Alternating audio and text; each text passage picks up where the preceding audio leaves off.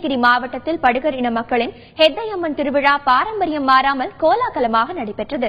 நீலகிரி மாவட்டத்தில் 350க்கும் மேற்பட்ட கிராமங்களில் படுகர் சமுதாய மக்கள் வசித்து வருகின்றனர். அவர்களின் குலதெய்வமான ஹெத்தையம்மன் கோவில் கோத்தகிரியில் அமைந்துள்ளது. இங்கு ஆண்டுதோறும் ஜனவரி மாதத்தில் மூதாதையர் வழிபாடு என்ற பெயரில் ஹெத்தையம்மன் திருவிழா நடத்தப்படுகிறது.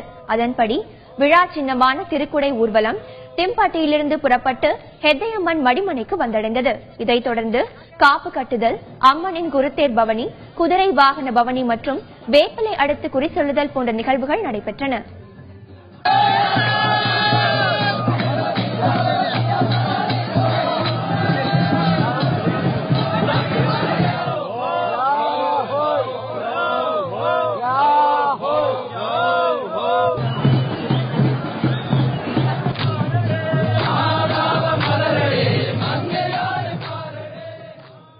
விழாவில் கலந்து கொள்ளும் மக்கள் பழமை மாறாமல் பாரம்பரிய உடை அணிந்து கலந்து கொண்டனர்.